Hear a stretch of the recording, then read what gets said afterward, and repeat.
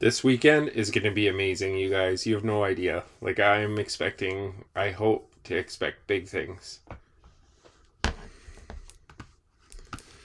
Hey Scott, I gotta run into.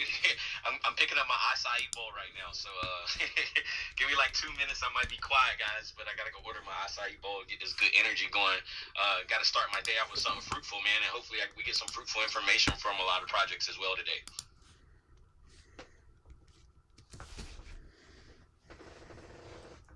Hey, Armand, I'm going to let you up so you can talk. I'm fine with it.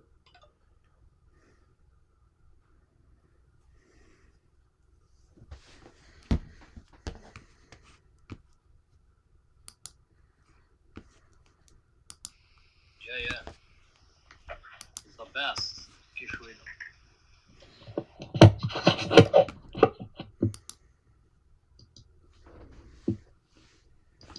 Yeah. It's the best. Usually.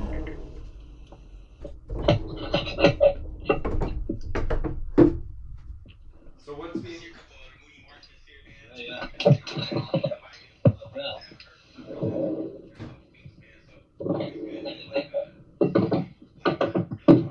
I see a couple of the Moody Martians here, man. I was talking to Tech, man. I asked him to come by and give us some updates. I haven't heard from my brother in a couple of weeks, man. So always good to see people like not really on the social media platform as much and know that they're out working and getting stuff done. So hopefully you got some great news to come by and deliver as well today.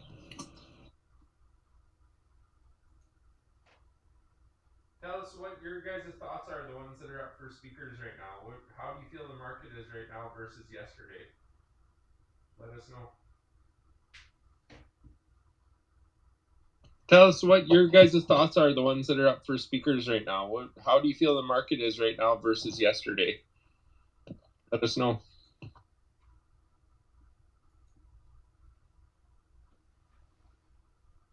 Hey, Tech.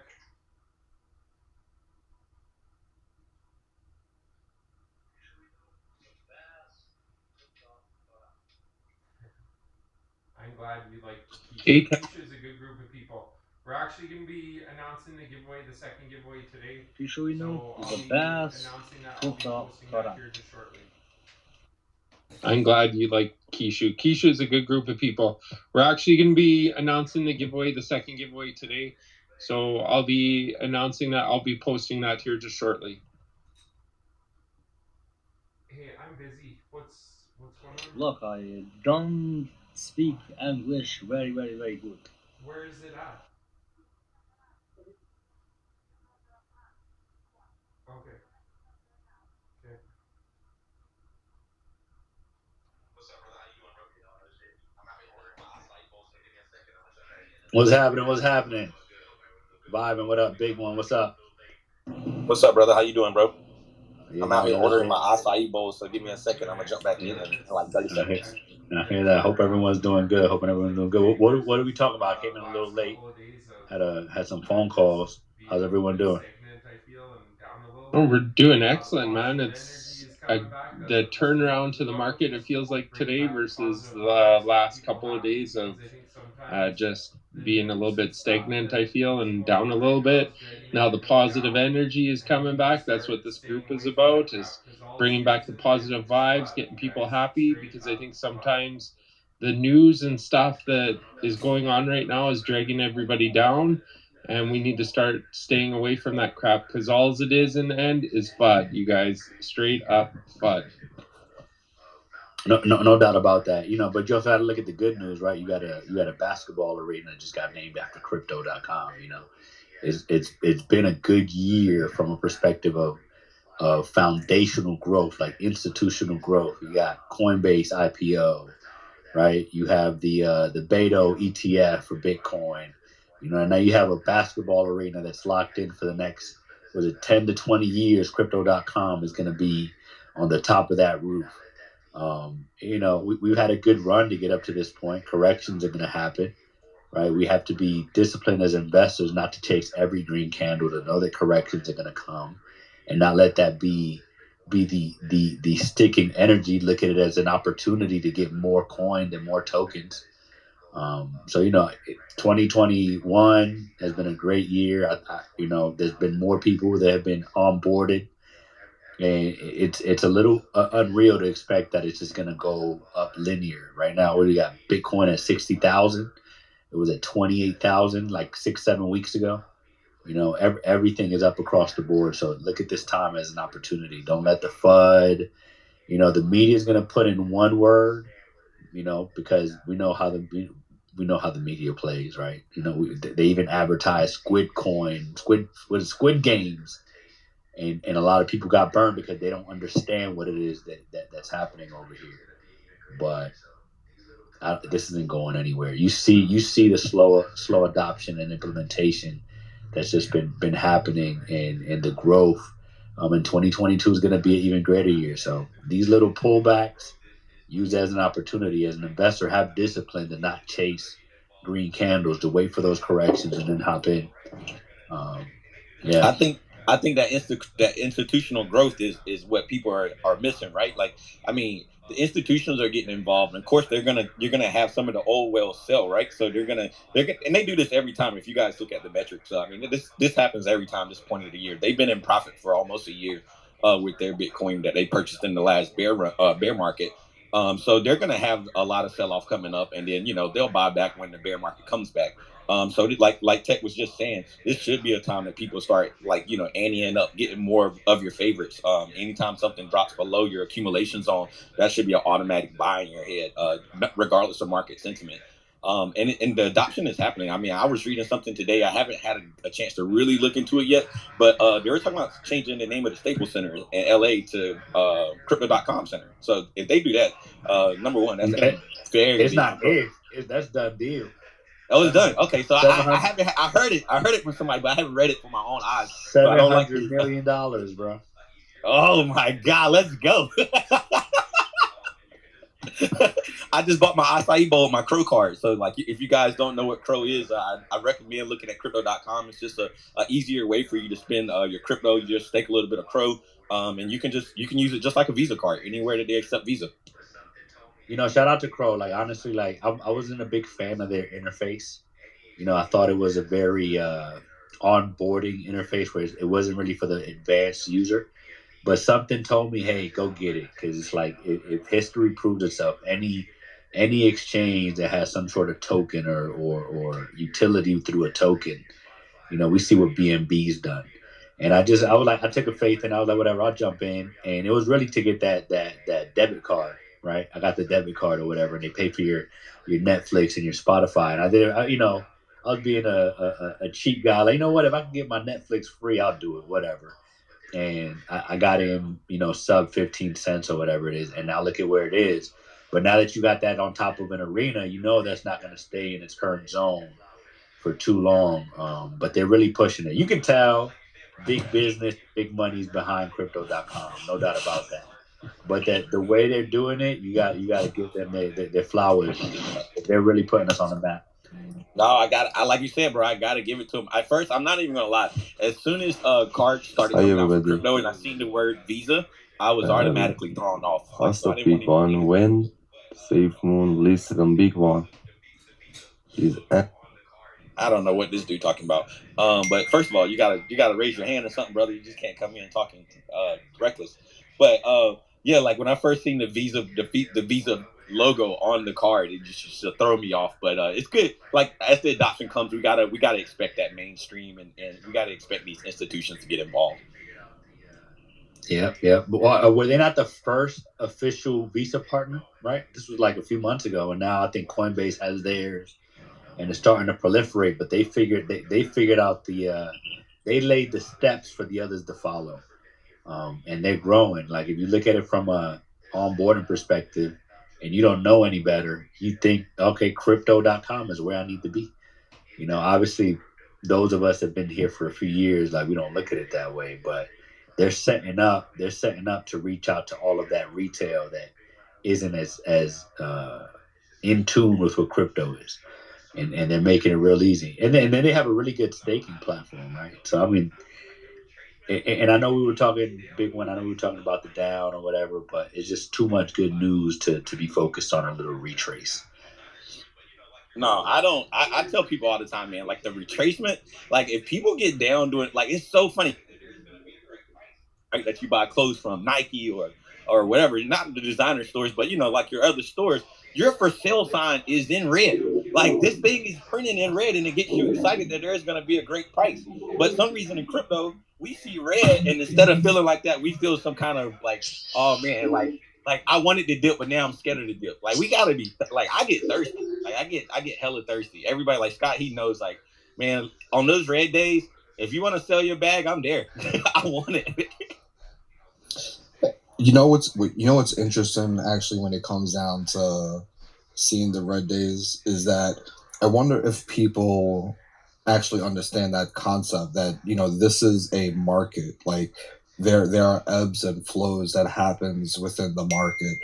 In order for a healthy market to exist, there has to be cells that happen. There has to be a continuation of the way that the movement goes about with buys and sells. You can't have a buyer if there's not a seller. So naturally, these things happen, and obviously, people take profit, and there shouldn't be, no bad blood about it, especially within communities. Because I think that's one thing we've seen early on with crypto, where you would have people like, who's selling right now, who's selling right now. It's like, obviously it's somebody who came in at one point and saw that they reached their exit point, so why not celebrate them that they reached their goal? And granted, yeah, maybe there are some people that are paper handing and selling, but if we put a lot of trust in people to understand how to operate in this space, shouldn't we also see the fact that, hey, people saw their exit point, they got out, they made profit? That's something that we should be celebrating. Hey, you made gains. Yeah, of course. Of course, man. Like you said, that is the premise. I think a lot of people miss the conception of how these cryptos gain value, and that's from trading. We talked about this yesterday, and I talked about it amongst our group of peers already. But it's just like people don't realize that things have to be traded. Like if you want to hold, be a holder, be cool, but you shouldn't be the one looking at the charts. The traders need to look at the charts because they're the ones giving your token value day to day, day in and day out. You should never be mad when somebody hits their goal. In fact, you should have a goal.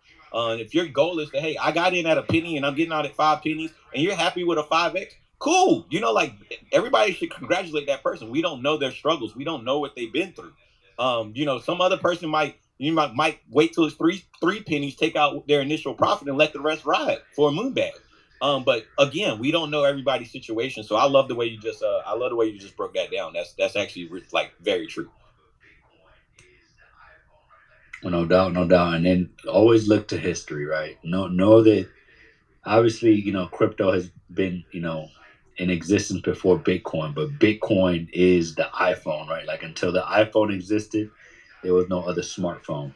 And look at the history, look at where it started, look at the cycles and how it's a resilient ecosystem. Every time it does that retrace or a double or a triple retrace, that's just opportunity. Obviously, that doesn't apply to every token in the market, right? There's a lot of things you need to do your research on, do your due diligence on.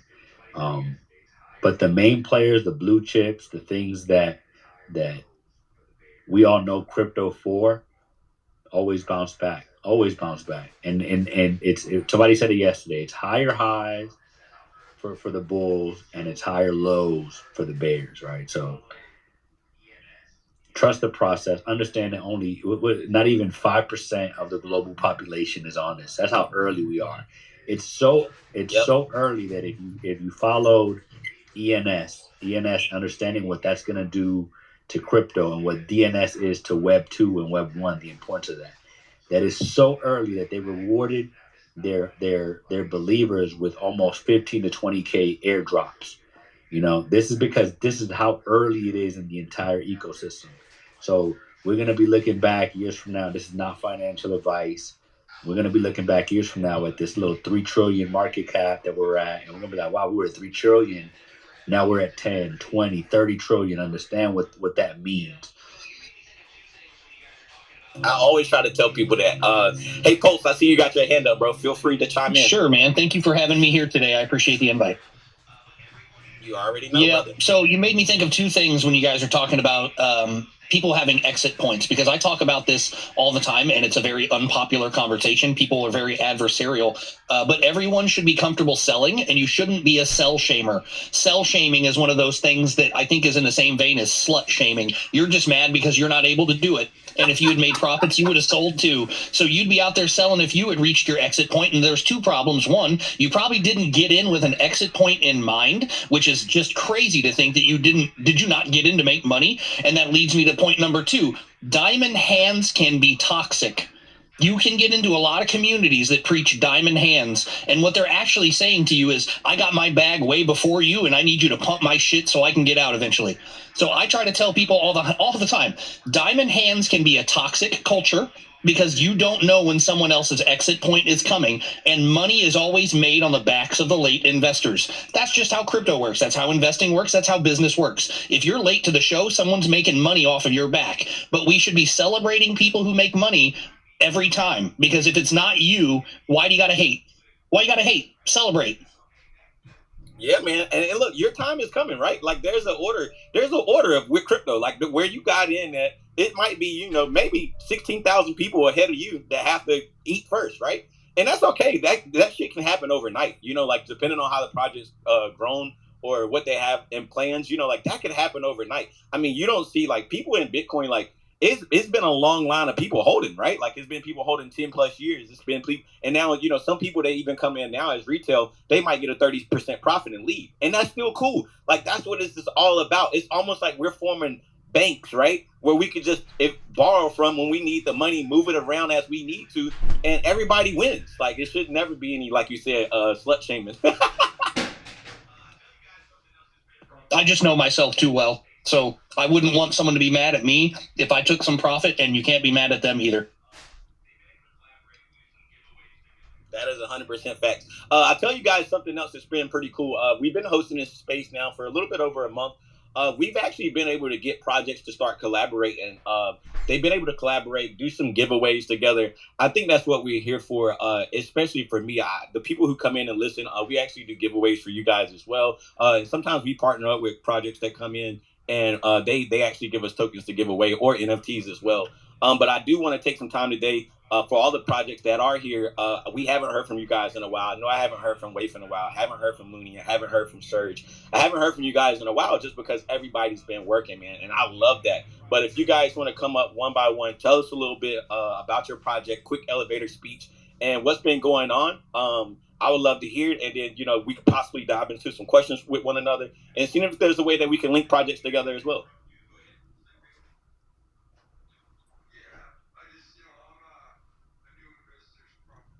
And we can go in any order. Before we get started, though, we do have, I think someone named Slick. You have your hand up, bro. You can go ahead. Slick Rick. Yeah, I just, I'm a new investor from February, and, been getting into good projects and being good folks. And I just had one quick question, if that's okay, guys. Yeah, just knock it out. Tech, I was on the space last night for the Polygon for the new release. Is it going to be the Matic BEP20, or is it going to be the ERC20? It'll be available through OpenSea. OpenSea will handle the transaction for you guys. It'll just be a lot more affordable than gas prices. So it's going to save you guys a lot of money. And I know Diablo put the information out there yesterday. Anybody who had already minted is going to get awarded a few extra aliens for Martian for their efforts. But it really is coming down to cost.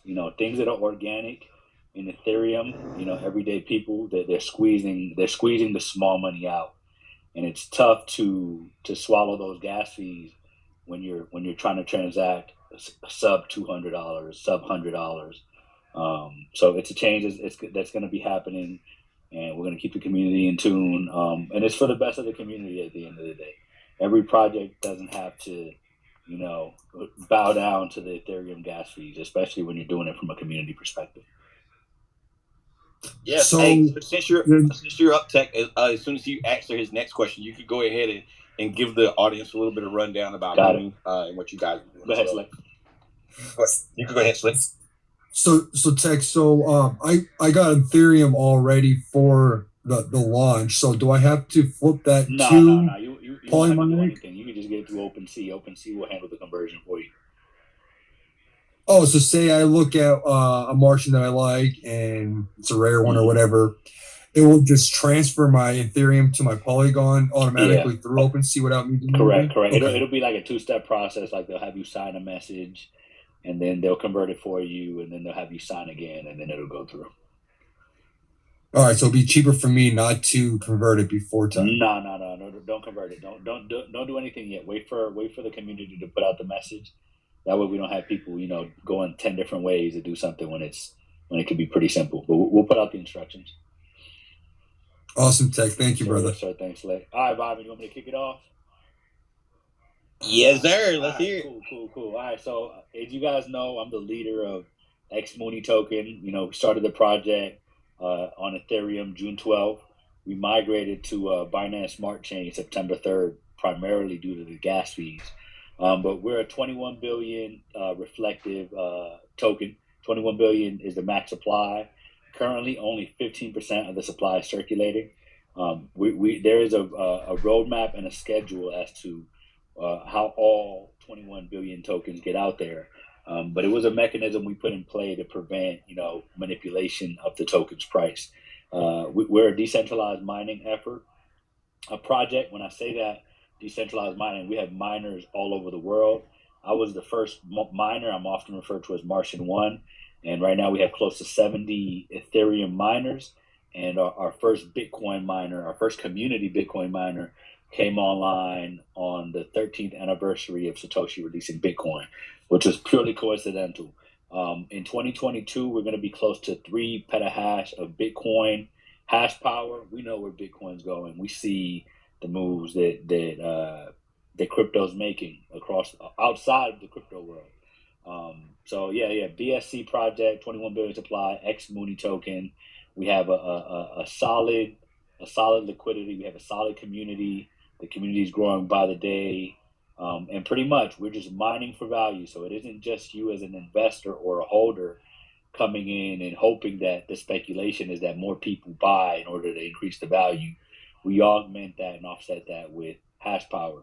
We know that there's a lot of value and a lot of valves of value that are all over the cryptocurrency. And right now we're tapping into two of the biggest one, which is Ethereum mining while it's still available, and Bitcoin mining. In short, I'm just trying to, keep it as compressed as possible, but it's a truly organic project. We have close to 3,000 holders. And like I said, close to 70 miners. We've made a lot of gains since we came over to BSC, and we've partnered up with some other projects as well. Flavors BSC, Safer, Earn Hub, and it's been a beautiful thing, right? The good people putting in good work, and like I said, 21 billion is the total supply. Right now, we don't have any burn. That's not to say it will never happen. We are working on the voting system that will allow the community to dictate what the future of Moody looks like. But 21, we can't mint past 21 billion, and it's a 10% tax on the way in, 10% tax on the way out, 3% tax to the house, which uses it to buy more miners to increase the hash rate, and then 7% is reflected across the community. We had a whale come in this past weekend because we have some big investors looking at the project, and one of the key things, because we're honest about how we're carrying this out, is that the liquidity pool is naturally growing, right? Because of the way the tokenomics is set up and the fact that we're augmenting it with new money. We're injecting new money. We're not just circulating the same old money to create fake volume. So it's a project worth looking at. Obviously you see a lot of Martians in the audience. These are members of the community who believe in the project. This isn't some honeypot or some pump and dump. We're really here for the long haul, and hope you spread the word and really give our project a look. Tech, how can do you guys collaborate with other projects? Or I kind of know the answer, but I'm gonna come from the other angle and act like I don't know anything. So do you guys collaborate with other projects? And then if you guys do, what would be the best way to reach out to to X Moody for collaboration? Definitely. So we do. We've done already. Ultimately, you can either reach out to me, reach out to the X Moody account. You got Bob in the audience. You got Crypto Booty, Ricardo. There's a lot of doors to get to the community and figure out how it is that you fit. But Twitter is always a good place to start, or you can hit us up on the Discord, and we figure out what the path forward is. Whether we're doing cross collab spaces just for visibility and awareness, or we actually get into working together through technology. Whatever that is, just reach out. The key things for us is that you align with our characteristics. Obviously, good people, hardworking people, a real community that gets involved whenever you need them to. That way, it's something that's sustainable, and it isn't something that is only pumping because money is being put in from an advertising perspective. I like that, man. You know what's crazy, man? I was thinking about it while you were talking, and you were talking about how Wells came in. I was like, man, you know how crazy it would be if like all the projects really started partnering with one another and almost became like a well in each other's projects. It would just show a lot of faith and confidence in crypto in general. And it could be done, either through marketing or it's an easy way to do that. As people on the back end, we kind of know that. But I think that the more we have spaces like this, the more we can collaborate, and then that trust comes. I think that could be a conversation for another day that different projects could have. Up next, I'm just going left to right on the top, left to right on my screen. I have Jen, and then I'm gonna let Crypto Pulse go. So Jen, if you want to unmute your mic and give us a little rundown, I'll be more than happy to hear. Hey, Vibin. Hey, everybody. Hey, Tech. I'm so happy to hear you talking about all of your projects. It's doing so well. And just want to say hi to everybody. And thanks for having me, Vibin and Scott. Appreciate that. Yeah. No problem. Like, what else can I say? The market is exactly what you were talking about. Nobody should be running away from red. That's your entry point back in. Year over year, crypto is clearly making its move up, and anybody who's getting in now will be thankful, a year from now, feeling the way many of us do today. I feel like when you were just mentioning about crypto.com, I feel like I was an early adopter to that. I grabbed it the minute I saw it. I knew that it was positioning itself just from my experience with blockchain and how they were essentially building and doing the architecture and layout for how the design would look. They were essentially copying or doing better than what Binance originally had done, and maybe potentially had found some of the issues with their architecture and decided to build a little bit smarter. So the Chronos system that's currently being adapted is positioning itself to be very powerful. And, as an investor, it's important to know those little back ends of how the blockchain works. And then you feel a little bit more comfortable with making a move to purchase in on a new project. And I think someone even mentioned that they do have really great staking options. It's certainly a retail market. It's not necessarily for everybody, but it does allow you to utilize your, crypto gains and or profits on a regular basis to live your life. So when it was up today I think it's up almost close to 30% today after the announcement of purchasing the titles or the ability to use the title on the Staples Center, it went, through the roof. And then I would say they also did a large partnership with UFC as well as Formula One that most people aren't aware of. But yeah, really happy about that. Man, that's gonna be so good. I'm telling you, crypto.com. Crow did it right. Jen, you put Scott on, Scott put me on, and it's like it's everything to say reach one, teach one, That's right? it, Like right? we gotta teach one. Like just give the information away. It's free information. It benefits everybody, man. Like for real, I was so skeptical about using the card because it had Visa. Yeah. Like because I just thought like it instantly gave it back to fiat, Yeah. right? But at the end of the day, it's almost like a buy and burn. It's like a buy and burn, like a buyback and burn mechanism, right? So like, I'm excited, man. If I go to LA and I see crypto.com on top of Staples Center, I'm losing my shit. I'm not even gonna lie to you guys. Like I'm losing my shit. Somewhere. Yeah, like that. No, it means we're gone. We're gone. Yeah, we're it's gone. exciting. Yeah, the first ship has sailed. The first ship Mm-hmm. has sailed, not coming back. That's major, bro. That's like for people who don't live in the States, and you might be from out of the country. That is major here, man. That is a major move in the right direction. Yeah, it's basically, without saying, I would say it probably has, back end deals with NBA, right? Like the Staples Center, for anybody who's listening, is the Lakers' home. I think it's also, is it currently both teams who play out of Currently, it? yep. Yep. And what's crazy is the Houston Rockets. I read an article yesterday that the Houston Rockets are actually going to pay their players next year in Bitcoin. So man, it's just the start, man. I feel bad for who's not joining that Bitcoin wave or a crypto wave right now, and they're waiting for mass adoption, because that just means that you're going to be waiting a couple more years longer than the people who are getting in before you. It's the truth. Like, I was watching, many of you might know, I don't know necessarily if you do, but Kevin O'Leary, who's well known for hedge fund management across North America, he was on, I believe it was CNBC yesterday, or one of like the major money market programs on television, and he was explaining to people how he's now hedging his money and staking his USDT, and why he was doing it and what his returns are like. And I think even the broadcaster who was listening was like, can you send me a little bit of information about how to do that? It was an interesting thing to see, because he was basically telling people that at this point, if you're not looking at a way to protect yourself from inflation and you have money, or you are hoping to obtain money, you need to be doing something and do it now. And you could see the person that he was speaking to almost just like, can I take a break from this and maybe go off camera for a second and learn about this? He wanted some backdoor information. I thought it was very interesting that he said that he keeps 10% of his money in crypto, but 90% of his time in blockchain technology. Think about that. 90% of his time he's studying blockchain technology.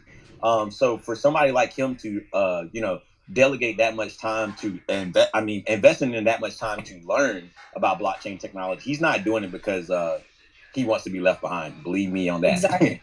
I see somebody has their hands up. Luciman, you can jump in real quick before we jump on to the next speaker. I just had, well, not quick, but like I had a question. I was really interested. Jen, you were talking about the change in crypto over the course of years, and like how people previously have missed out, etc. I'm really interested to hear your opinion on how you see the next few years. Is it going to be primarily an investment? Are we talking about like the community here? Because I mean, let's be real, we're all here right now, and there's some crazy people here. Not in a bad way, but like it's awesome that y'all are here. That's what I'm trying to say. Are we looking at the new internet, mass adoption, governments? What are your thoughts? What do you see happening in the next few years?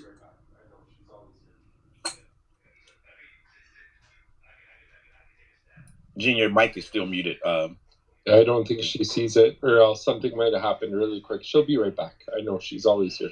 Yeah. I mean, I guess I could take a stab. Go for it. Love to hear. Let's just use Bitcoin for example, right? People are now, it's becoming a thing to be paid in a finite resource.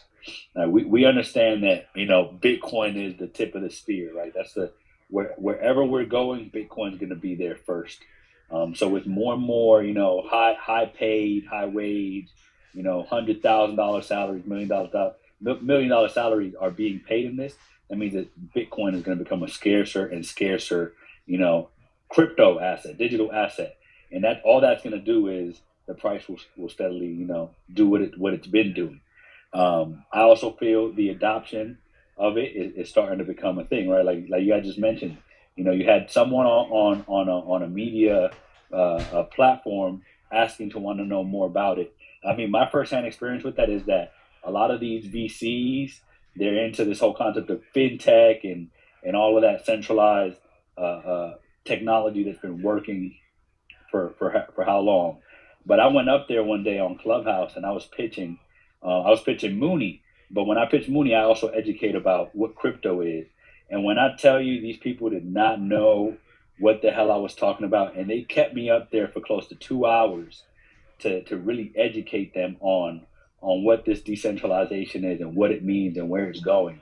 So if we're at sub 5% adoption, and you guys hear me always reference the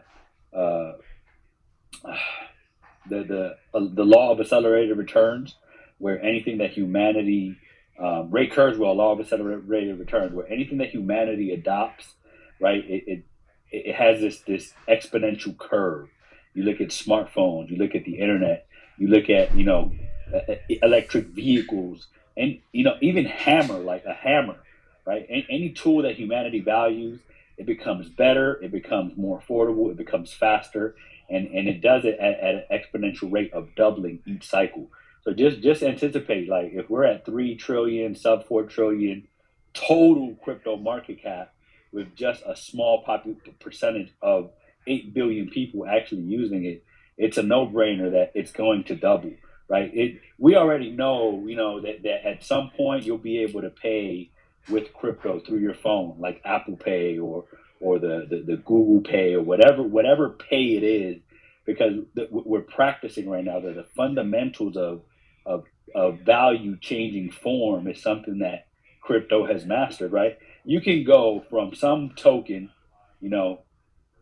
any token, SafeMoon, Moody, BNB, Bitcoin, and change that value's form and still preserve the underlying, the value of it. And that's just going to keep growing. Like, people sometimes say, hey, Bitcoin, no doubt, Bitcoin is here to stay forever. There's going to be a lot of coins that go up and down and disappear from here on out. But the adoption of it, the education of it, the policies around it are going to continue to grow. Like I mentioned earlier, in one year, Bitcoin broke through the 20,000 ceiling it was stuck on. Coinbase IPO, do I need to keep going? We're about to have this on the top of one of the most famous arenas on the planet. Let's go. So when we're at sub 5%, think about when we're at 10%. Think about when we're at 20%. Mm-hmm. Like, everyone on this planet, even in the poorest countries, has a smartphone in some capacity. El Salvador, one of the poorest countries on this planet, just did a doubling on their investment, and their people had a hand in it. So this is too much momentum, too many things going in the right direction to think that this is going to stop. And like I said, anything that humanity has implemented that is worth something eventually consumes the earth. This is not the first time I say this. This is going to consume the earth. So the value of gold in the stock market, I believe the stock market is $100+ trillion. Just think about that shift. That shift when it happens, when the crypto space is 100 trillion, and we know how economy works, right? The only asset right now that goes against the concepts of humanity and growth is Bitcoin, right? Everything we do from an economic perspective is to keep inflating it, right? Being a modern day millionaire isn't what it used to be. Right now it's billionaire, right? Next is going to be who's the first trillionaire. When we have first trillionaires, almost everyone's going to be a millionaire, right? And that's not to say that it's going to be worth the same, but understand how crypto plays into that. Understand the importance of how Bitcoin locks that value and preserves it, and how Bitcoin then influences all those tokens around it. Even Ethereum, right? Ethereum is now deflationary with way more use case than Bitcoin. So there's just so many boxes that are being checked off that if you're not looking at this seriously as the future, then you have a very pessimistic outtake, and you're not respecting the cycles of history of how every 10 years, every 20 years, there's a new technology that comes in and just changes the game. And this whole concept of decentralized exchanges, centralized exchanges, onboarding new money, all of this, and the governments are trying to keep track of how they can get their portion of the pie by taxing it. And that's okay, because what they're doing is they're opening the door for this to further proliferate. If I can, sweet. Oh, sorry. Yeah, I meant to hop up earlier because I'm also part of the X Moody project, but I just wanted to kind of piggyback on that a little bit, because it's more than just that dollar value, right? Like, we're talking governance here in a trustless fashion, whereas like right now, you set up any kind of business organization, governmental structure, and everything is done through contracts, written down, signed, third parties. This all takes time. It all takes money. But when we get into this crypto world here, whether it's Bitcoin, any of this, we're incentivizing people to be good actors, right? Because if you try to screw with it, like, you're you're gonna miss out. You're gonna get blocked off from the network. You're not gonna get the reward. So we have a system here coming up where governance and everything can be handled through these mechanisms, and you don't have to speak the same language. You don't have to be able to read or write what anybody else says. Like, we incentivize everybody around the world to become a part of it and get rewarded for doing it with crypto. And it's really just the beauty of, how does that go wrong in that kind of world? Like, you can get around so much extra time, so much extra money just kind of being thrown out the window to ultimately just, hey, maybe they'll be playing nice because they signed that document, versus, no, you actually have a reason to want to work together in this space now and keep proliferating this. So it's a beautiful world that I think is really, if you want to say, a novel concept that should have just existed in the first place, but we never had a way to incorporate that kind of governance and everybody working together without the need to communicate. Well, also, like, what you're speaking to is the concept of when you have technology that has the ability to not only cut out the middleman, but also cut out these nefarious actors that they'll go ahead and they'll write up contracts that are, we all know, is well in favor of themselves in some form of way when it comes down to creating business deals in the sense of, joint ventures, anything that has to do with corporate, the corporate world today, or even the governments of today. And this is not something like that's just today. This has been going on for generations, all the way as far back as human civilization first got stood up, and the first person was like, I'm king, like all of these structures that were all built out in such a way where there are like winners and losers, but it what it evolved to, and where we are now, we have the ability, because we have the technology that can create that trustless society, to be like, we could go ahead and write this very fair contract, and it has to be upholded because the blockchain does not forget, and the blockchain is unforgiven. You put it through the blockchain, it's there. It's an unmutable ledger. You're not going in, you're not tampering with it, which is another thing that we know that happens quite a bit in the world. We know that there's a lot of manipulation. So with this type of technology, we can move forward with society as a whole by cutting out a lot of, the nonsense that unfortunately has been prevalent for generations. I was just going to say one thing too as well. Thank you for that. But you look at BitConnect, for instance, right now, this is going to be one of the biggest things, is when the lawsuit is finished with them and the guy gets sentenced to years in jail. That's where you're going to see these rug pulls that were happening in the past are going to come to an end, because any of these rug pullers are going to be put in the same place this guy goes, and that's in jail. The blockchain's immutable, and there's all these ways to track down people. These guys are going to screw up sooner or later and do something with their money, and somebody's going to catch them. It's just a matter of time, and I can't wait to see more of these guys go to jail, because it's not helping us in the crypto space. So when more rug pulls and that do go away, look forward to the growth continuing to happen. I think, like with that BitConnect trial, that's going to be the biggest thing. Once that guy goes to jail or is sentenced to jail, more adoption as well. I would agree, Scott. That's I mean, it's going to be some form of punishment. I don't like the word jail. Every time I hear the word, I just kind of cringe, right? Like, so I don't like that word. But I think there's going to be repercussions. Like whether there's a fine, and as soon as there's like a really big fine or a really big slap on the wrist, so to say, that's when it's going to really cut it down, right? And I think this industry is very easy to self police. I mean, and it's going to go. I think what's going to eventually happen though is that these smart contracts and these developers who write smart contracts, you're not going to be able to just copy and paste, and you're not going to be able to edit.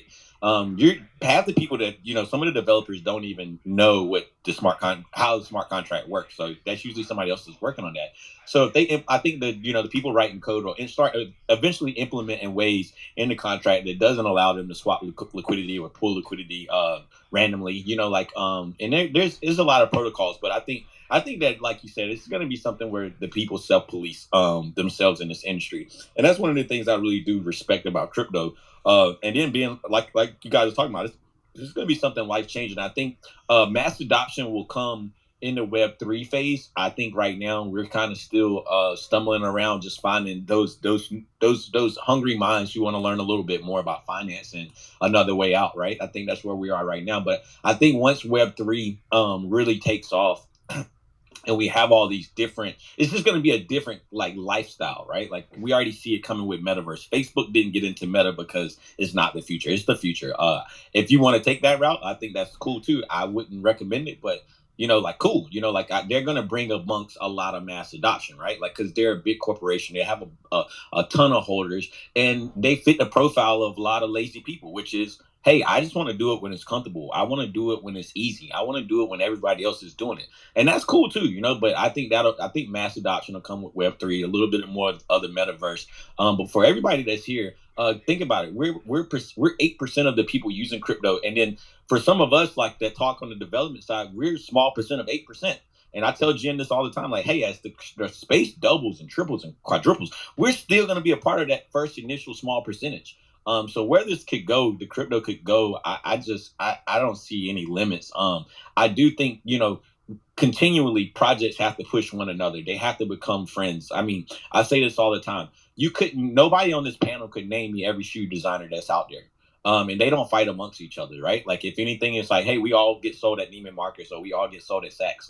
It's not a big deal. And that's the way it kind of needs to be with these currency, these cryptocurrencies, and these different tokens and different projects. Everybody needs to just come together.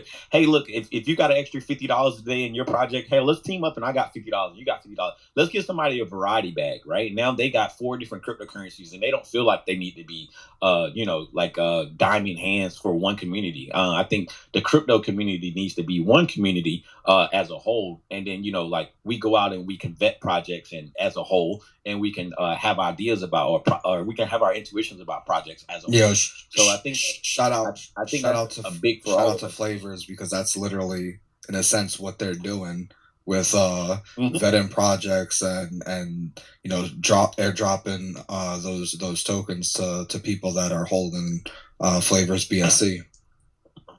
Yeah, I can commend Jared and the rest of the team over there. They do come up with. At first, I was like, man, I'm getting too many drips. I got to add all these tokens to my wallet, blah blah blah blah blah. But then I'm like, all right, you know what? It's pretty cool. I got all these things. It's cool. Too many. It's fine. Too many drips. I don't understand.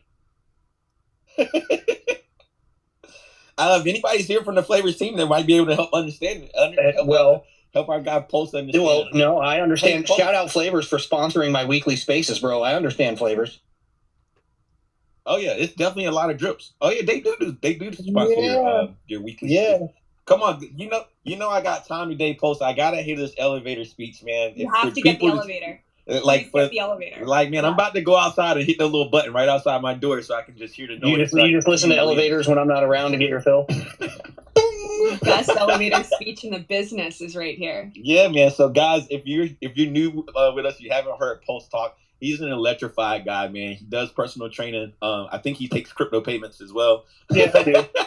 I'm just throwing that out there. I'm adding shit to the fire. I do. But he has an amazing elevator speech. I love their project. I think a project like Red Wave or Wafer Coin, I think it's essential for you guys to partner up with other crypto projects as well, because it'll just bring communities to what you guys have, which was your platform. You're exactly right. And I'll do the elevator speech, but since you just said that, I'm going to precondition the elevator speech. The whole purpose of the Red Wave platform is to be a crypto community it's a friendly place for all these projects to go and start business pages and group pages. Like you guys, if you're a project, you probably already have a presence on a lot of other social media pages. So the purpose of Red Wave is not to support Wafercoin. The purpose of Red Wave is to support cryptocurrency. So every crypto should have a business page on Red Wave, and then they should have a fan group as well. And you should be porting all of your material from all of your places onto Red Wave, because eventually when that place is up and running full strength, it'll be a really cool place to have another community of crypto people. So now that I've talked about it, I can do the elevator speech, but I got to warn you guys, I've had to edit the elevator speech because there's been some changes, and we're not as focused on the ADA widget. So this is the elevator speech, but it has again been changed, because all good elevator speeches should sum up your project in less than 60 seconds to a prospective buyer who knows nothing from the start.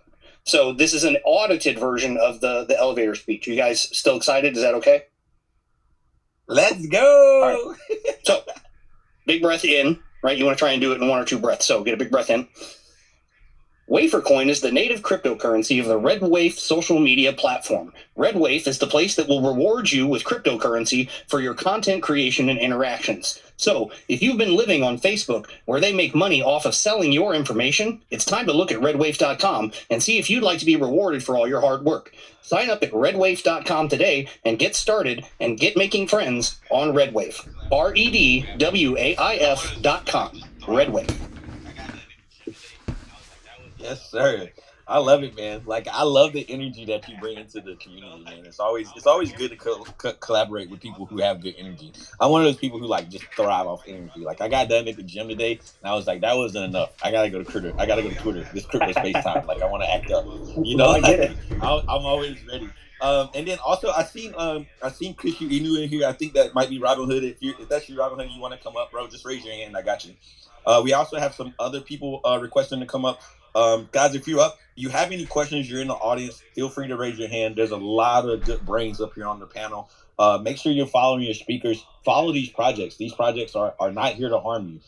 If we brought them up here, or we invited them here to speak and give us updates about their project, that means that it's something about those projects I either like, or something about the development team that I like. And that's just to be honest. No financial advice. Is just 100% being good vibes. It's financial fried rice. You come through, you get a scoop. You know what I'm saying? Get that nourishment. You know, it's all just knowledge at the end of the day. All right, this is financial fried rice.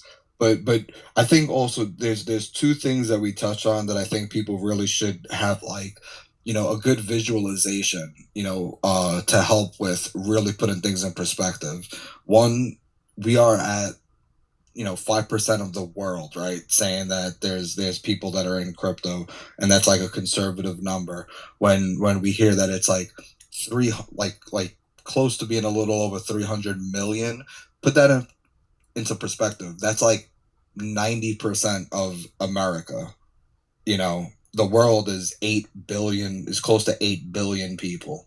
This is like, that alone, the scope of numbers there is like, you know, night and day. Like, it's so very early.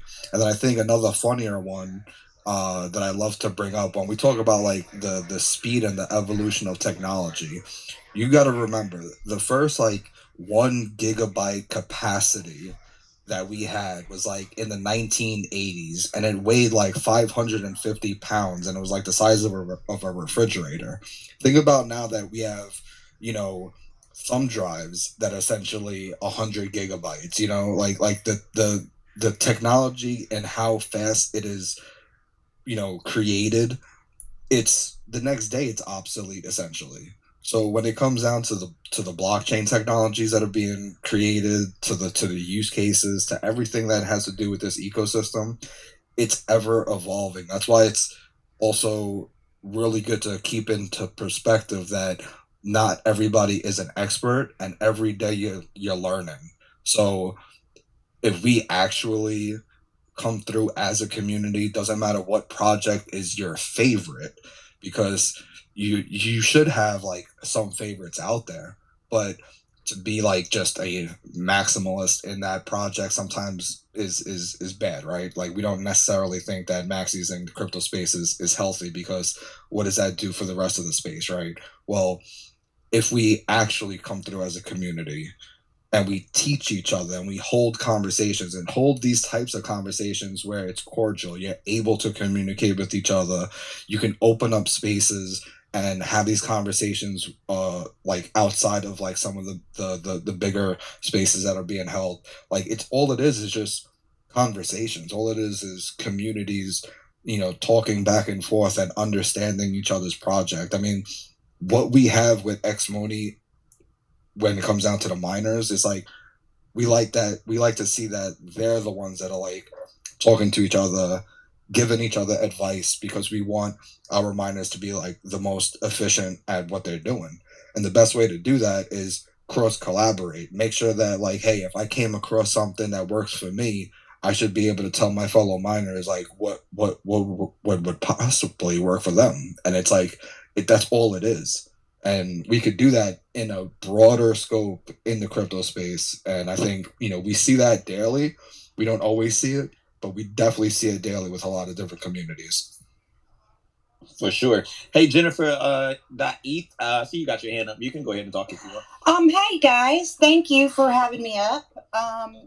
No problem. Welcome. My name is Jen. A lot of people don't. A lot of people know me. A lot of people don't. But, Jen, what up? Hey guys. I know, right? What's up, Jen? What's up? I am a huge flavor supporter.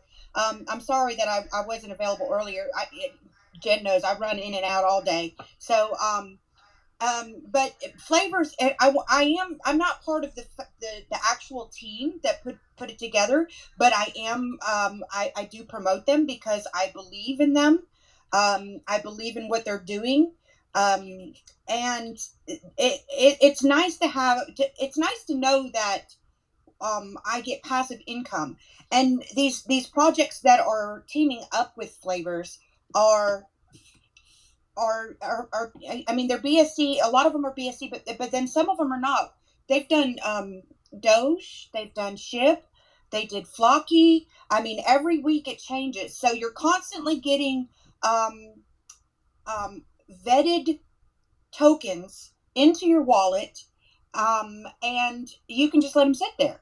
Like, and what's better than that when you have all these tokens that you got from flavors drips, and you can stack them away, put them in another wallet, forget about them, and then look at your wallet in 6 months and say, hey, oh my god, I know people now that actually are living off of their drips. I mean, it's crazy what you can do.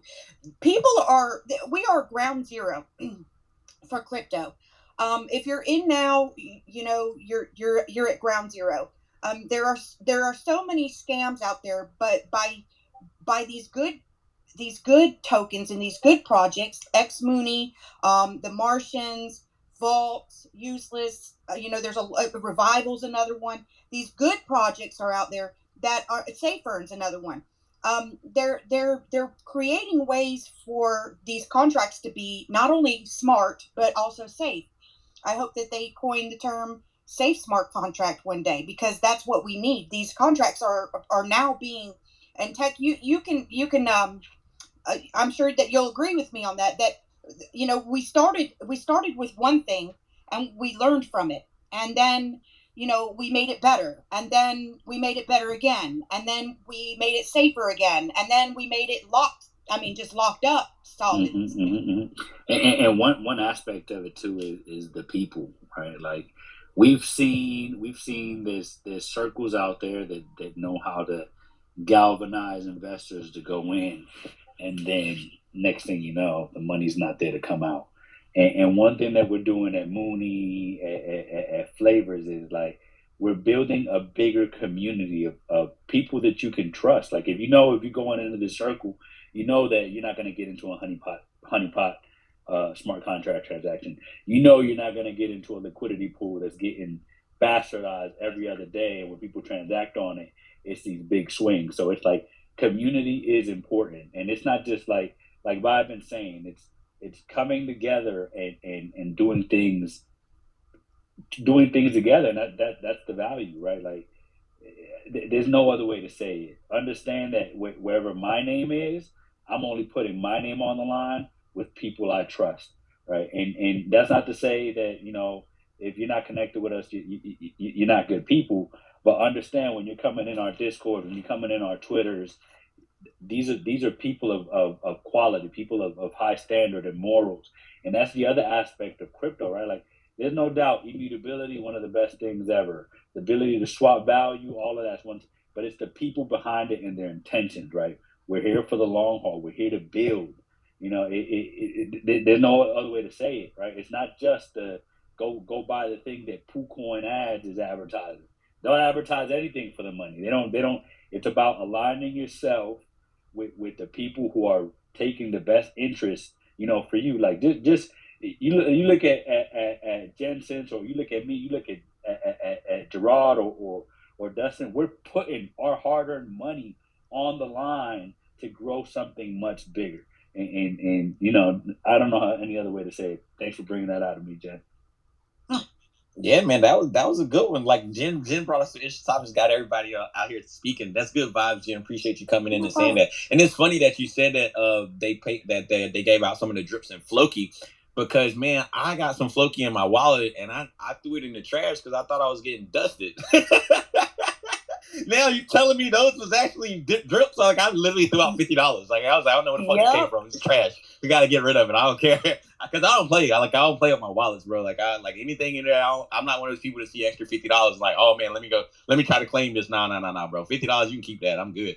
Like I don't care nothing about that. And you touched on something, because anytime there's an opportunity to educate on security or the way you should move, like you're gonna see a lot of tokens get dropped on you.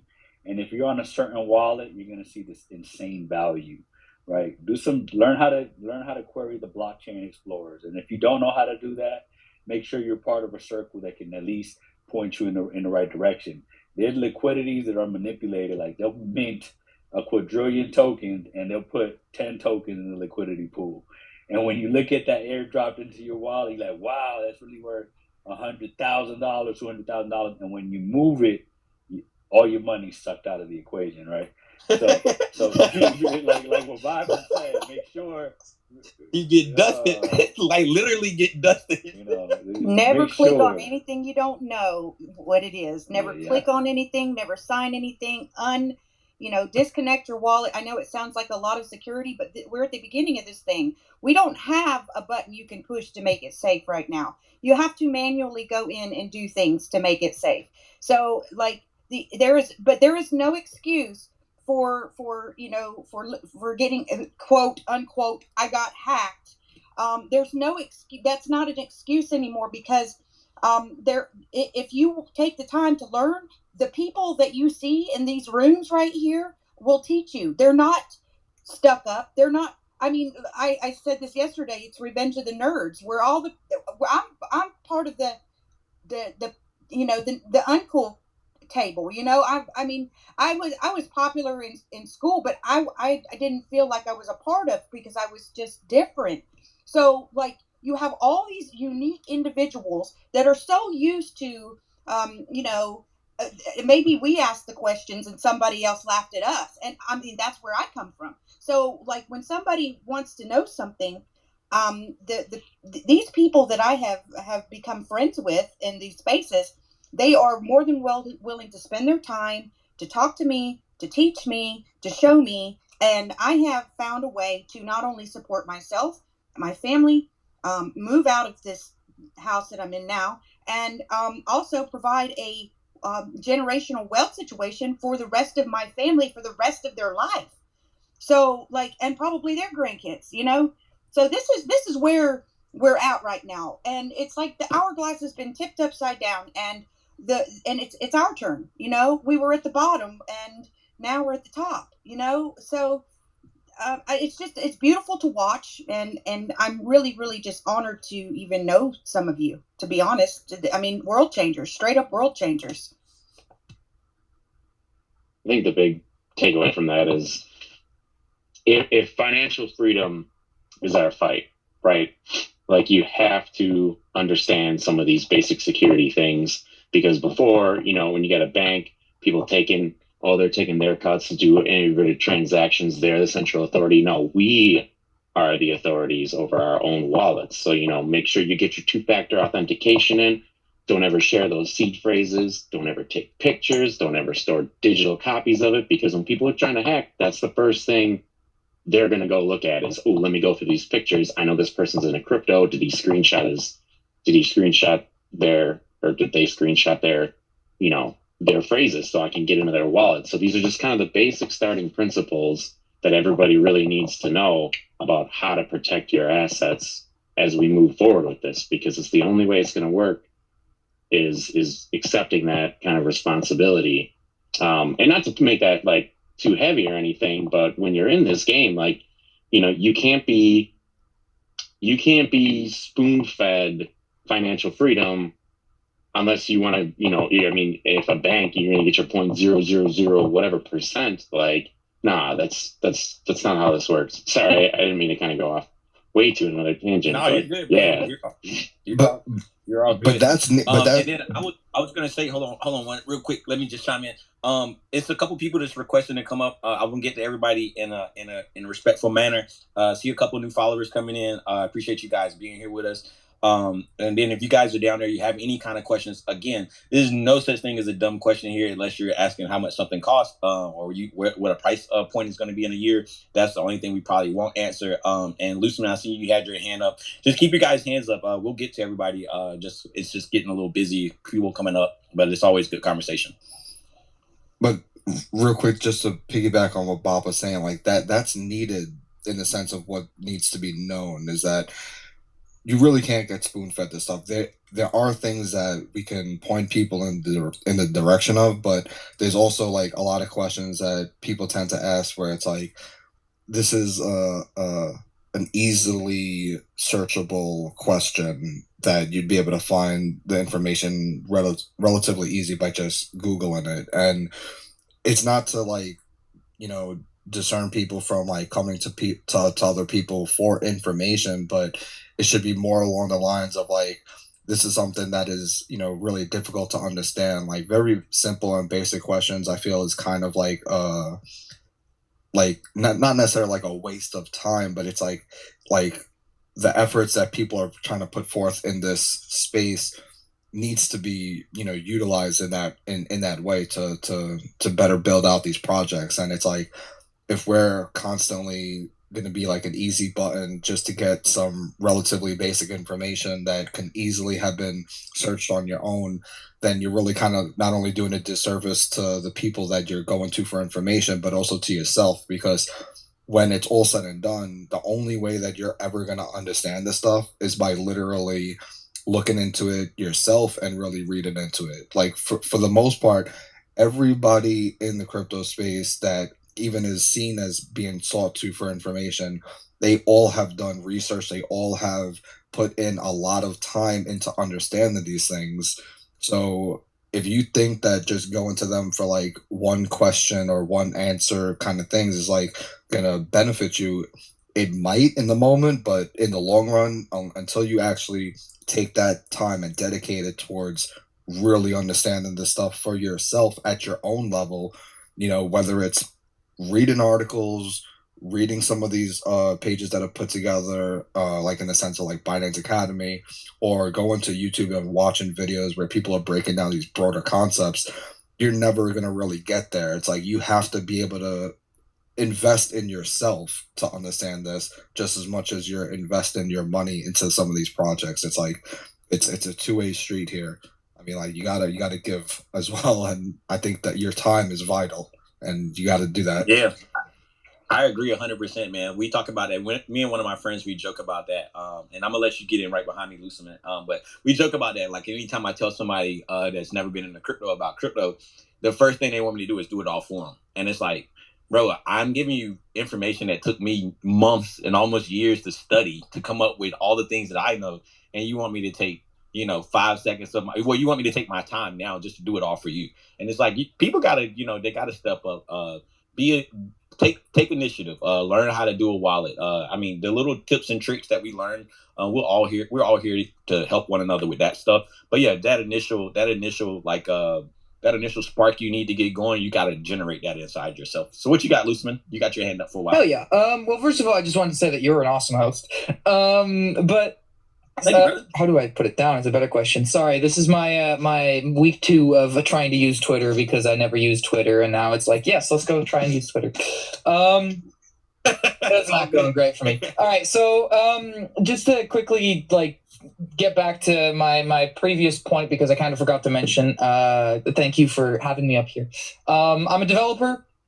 I do full-time development, and I'm all over the place. That's kind of what it boils down to. And one of the things that's really, really, really passionate with me right now is freaking usernames and passwords, because they annoy the hell out of me. And that's gonna sound stupid, but hear me out. There's been a lot of talk about Web3 and about security and about keeping your private key safe and all that stuff, right? And I'm wondering, as a developer, what can I contribute? What kind of way would be the optimal way that somebody would want to log into their crypto wallet? Are we talking everyone's going to be walking around with a two-factor authentication key, like a YubiKey? Are we all going to be walking around with ledgers? Because, I mean, I own 2 ledgers, but they're a pain with MetaMask, and OpenSea won't even let you sign something, right? So the question here is how are we envisioning? I think ENS is gonna chime in and help that cause, but maybe one of the developers could talk a little bit more about it. I mean, ENS is great right now. ENS is a pain for me because they have way too high gas fees. But I think Unstoppable Domains recently came out with their Polygon integration. I think that was 2 days ago. So I mean, I have loosemans.x as my unstoppable domain, but you know, how is that going to help you log in? It's just going to be like an alias, right? I think sometimes like an RFID chip would be an idea, or even like a blockchain in itself could be your login and password, as long as you can find a way to secure both sides so that no one person has the same one, which it should be in the blockchain, correct? Sounds fair. Well, I mean, in general, we are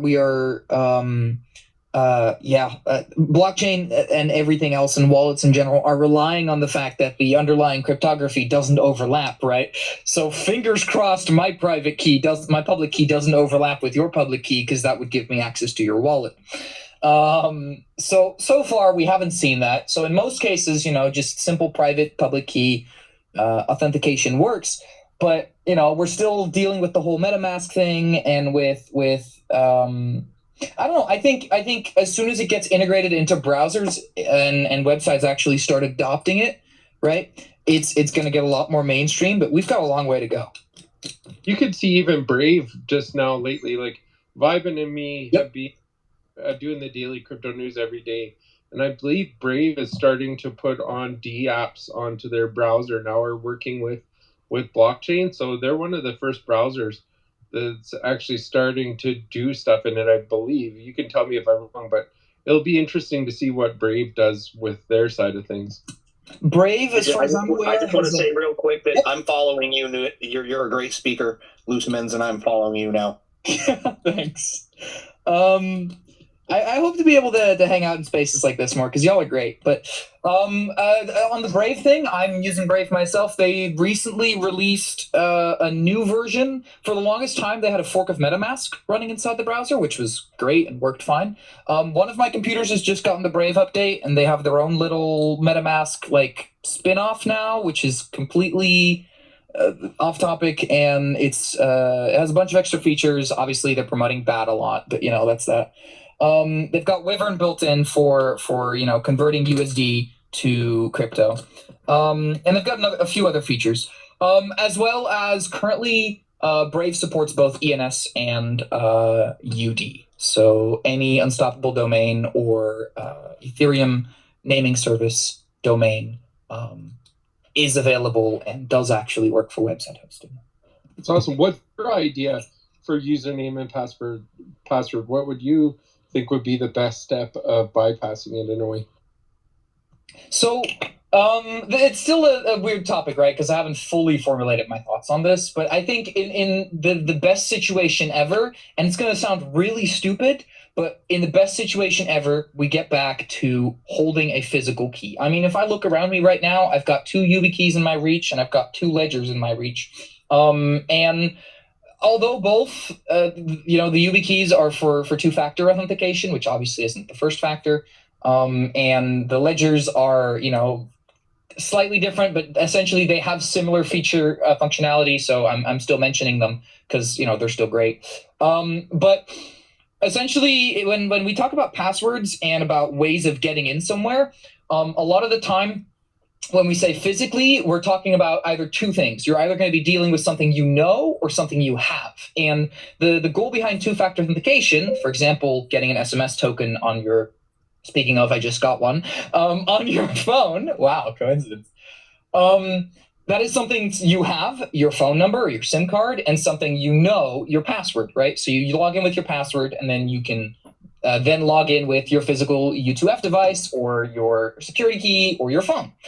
Or your email, for that matter, which is technically also something you have, even though it's online. Now, when I think about that, I'm hoping for a future where you can log into places with your private key. And whether that is through MetaMask or through browser integration, my ass, that is irrelevant. But the idea of that you can just generate a new private key and that's it. You can go anywhere you want, throw them your public key, get a challenge, sign the message, and you're in the platform, right? And that can be something that is stored in browser, that can be stored on a security key, that can be anywhere. And then in the most optimal situation, which is currently my situation with my security keys, for the websites that support it, because support is still very limited, sadly. And I'm here to change that, I hope at least. I'm here to contribute to changing it. The idea is that I stick my security key in, I physically tap it, as well as enter a PIN code or a password, which it's still a bit of a pain, but it's always better than entering a username and password and, falling for a phishing site, etc. Right? Sorry for delivering this. Definitely an interesting take on it. I think that right there is I think in the terms of security, having that physical key will always be. It's just you always got to think about just people just being fucking irresponsible, man, and losing stuff. True. Like it just happens. That's the only thing. That would be the only thing I would combat against that. But other than that, man, like man, you guys definitely come by more, man. We love to hear from developers as well. And if Jen or Tech, you guys, or Pulse, you guys got anything to add to what he's talking about, you guys can go ahead and take the mic as well. Man, that's so far above my head, but I'm excited. I'm bullish on this kid. That's who I'm into right now. Thanks. I like that. What you got, Tech? No, he got a follow from me. I mean, he got the right head on his shoulders. He's thinking the right way. So I mean, I've given him a follow. I'll probably follow up with him, see how we can collaborate. I did that. Yeah, same. Yeah, I think the same thing. The sooner we get to a place that makes things, one, easier for everybody, and two, more secure, that's another major step in the direction where we need to be. So yeah, ideally speaking, more options and maybe a better option with what you were just discussing. So super into it. I'd agree, Tech. Reach out. Hey, and then we got a new speaker that popped up, Pastor. You probably heard a couple curse words from me. I'm sorry, I got a bad mouth. My education's got really caught. I majored in cuss words, so don't feel any kind of way for my language. But you're more than welcome to go ahead and speak. Hey, appreciate that, family. Listen, I'm gonna be the coolest pastor you all ever meet. So I'm in these spaces almost every day, soaking up all the information that I get from you all, from Pulse's spaces to BigONE spaces. Obviously, you two are my favorite right now. I hate the mess from other spaces, so I like to keep it neutral and positive. And so I appreciate you all for that. I've got a question, you all. I'm new to crypto here, representing the Wafer crew here. So take pride in that right now. But every time I look up, man, there's another intriguing crypto that I seriously want to get into. And every time I tell my wife, I'm like, listen, I'm going to take a break right now from investing. I always find myself finding some other crypto that sparks interest to me. And so my question, and being so new to crypto, would be, with all of these different enticing cryptos, how does sustainability look? Like, obviously, there's an integrity part of these developers and these creators who, they hop on, they create a coin and they go about it their way. And maybe sometimes fatigue may set in. Maybe they just say, forget it, and pull, like the famous terms, rug pull. But as far as sustainability, I see flavors in here. I see, wafer, I see a bunch of other coins in here. As far as sustainability goes, how does that look for the future? With so many coins circulating out there, like how am I as a new investor?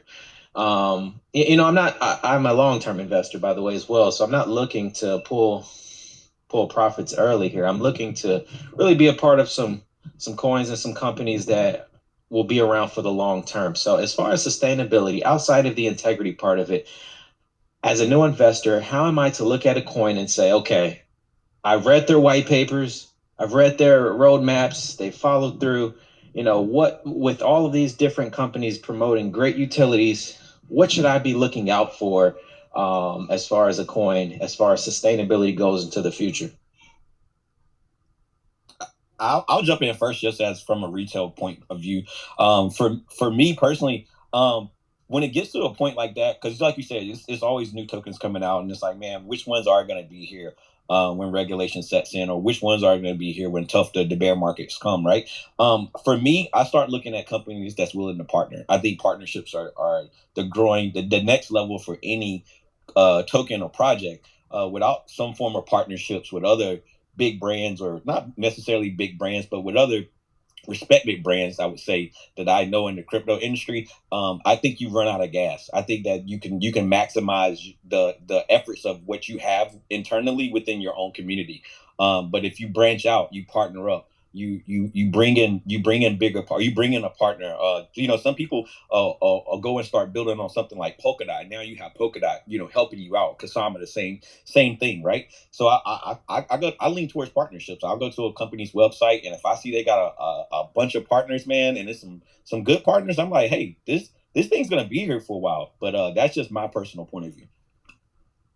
And on a more technical side of things, as far as people's networks and their chains, is there something to look out for as far as how their chain operates? Maybe so, just to give me a more cleaner eye of keeping that sustainability. So a lot of the token projects that you're seeing that are coming out, like the ones that are up here, we're not actually leading a blockchain. We're building on top of platforms that are already stable and exist, right? So when you're speaking to a chain, we're tokened within a bigger ecosystem, right? Like Ethereum, like Matic, like Binance Smart Chain, Cardano. So from a sustainability means a lot of things, right? Well, are you just looking at these tokens that are going to proliferate and stand the test of time? Are you looking at energy sustainability? Like, exactly what do you mean when you say sustainability? Yeah, stand the test of time. Stand the test of time. What I would look for, and I'm biased to my own project, right? Look for projects that actually have a business case, right? That there is a way for outside money to come into that project to stand it up, because it's not only, obviously, like, you see Shiba Inu and those guys, not everything is going to take off like that. It takes a certain amount of investment and backing and connections to do what Shiv has done in such a short period of time. But with projects like the ones that are up here, you have to get to know the community, get to know what that is, if it's an authentic community, or if it's something that is a paid for community. Look at the health of the liquidity. Look at the daily volume, right? Make sure that they're knocking out the things that they say they're going to do. Anything on the roadmap. There's a lot of things. There's not just one answer, one clear cut answer. You have to look at the thing as a whole, and then trust your instincts and assess it based off what all that information is giving you. But anything with a solid use case where liquidity is coming in, and it's not only dependent on the backs of buyers and sellers, those are good starting points. I was gonna say that's very well. Oh, sorry. Go ahead, Scott. I was gonna say as well. Look at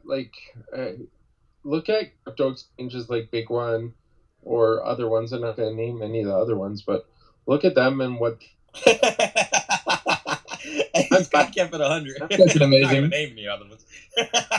But look at what they're adopting and what they're putting on their exchanges, because that's what's going to tell you what's up and coming. But also the big thing that I think me and Vibin have learned, and I kind of mentioned it earlier, is, or maybe I haven't, I wanted to, because if you're watching the news every day, Vibin has one source of news. I use Crypto Panic. If you watch these news sites and see what projects are coming out, who's partnering with who, what's happening, why it is the way it is, you're going to have an idea of how the market's going to be dictated the next couple days, because some of these big investors are just sitting down, taking in as much news as they possibly can before or the new investors, before they make their next move, right? So if you can get in that little bit early, it's definitely worth it. That is for sure. Hey, and then yeah, like I said, I also use what's this other one that I use? I think it's called DeFi Llama. Yeah, I think it's called DeFi Llama. That's a good way to see what projects are getting built on what blockchains, like Tech was saying. It shows TVL, which is total value locked. So that's another great. It's a lot of great tools out there. I'm gonna bring Hammy up first. Hammy always got some good insight. I also see a friend from my child, well, where I was born at, my hometown.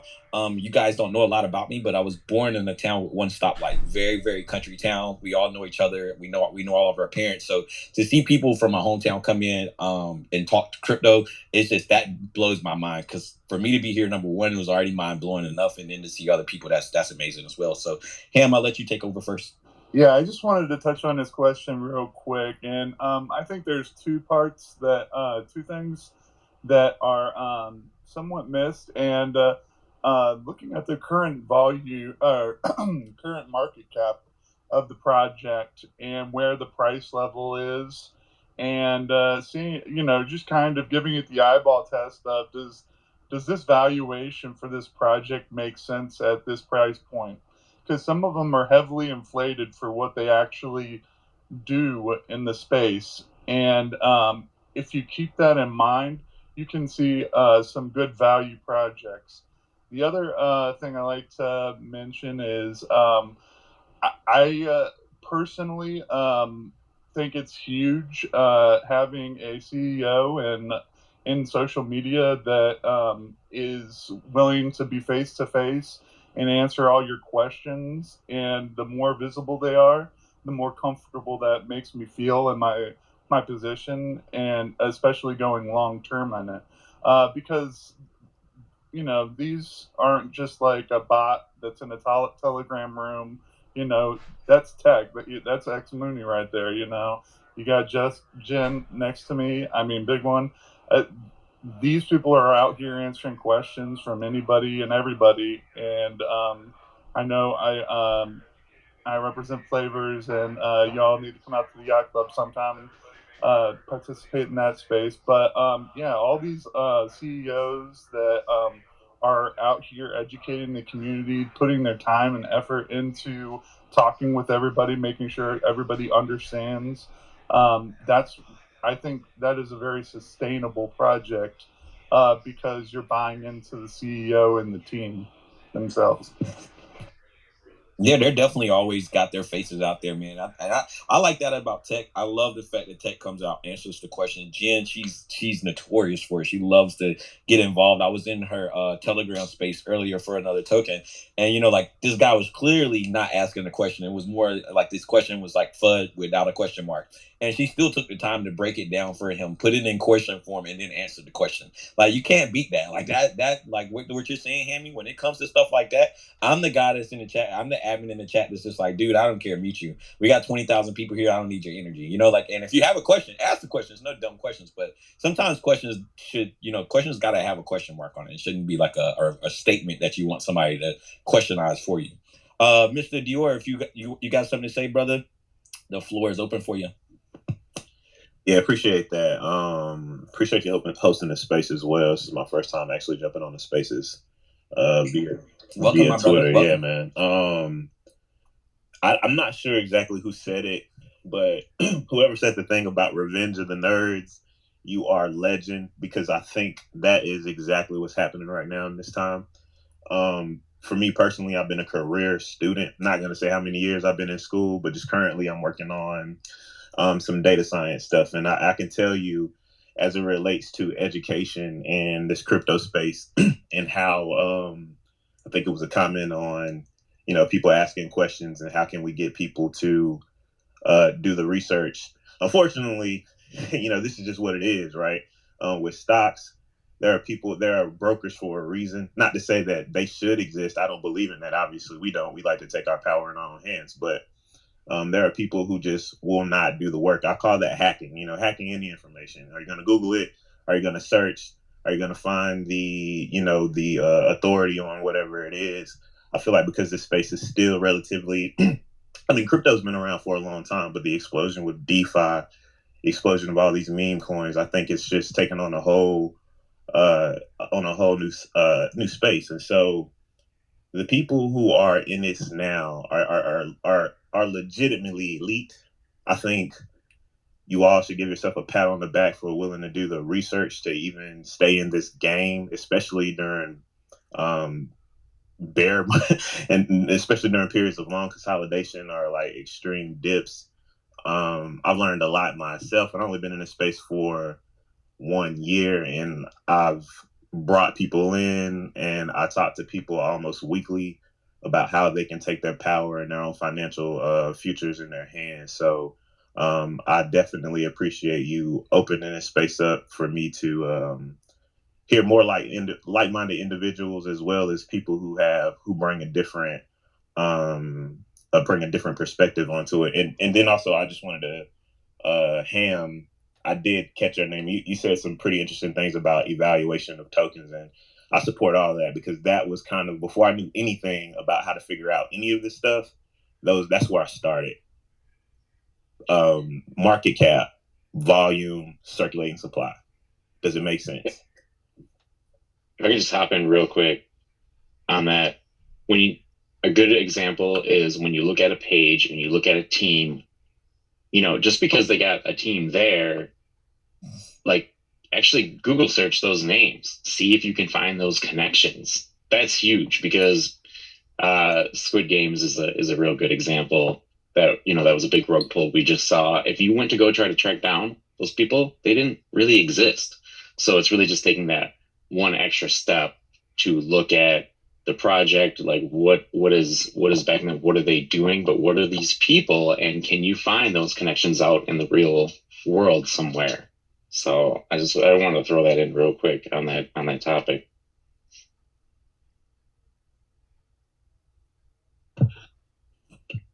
For sure.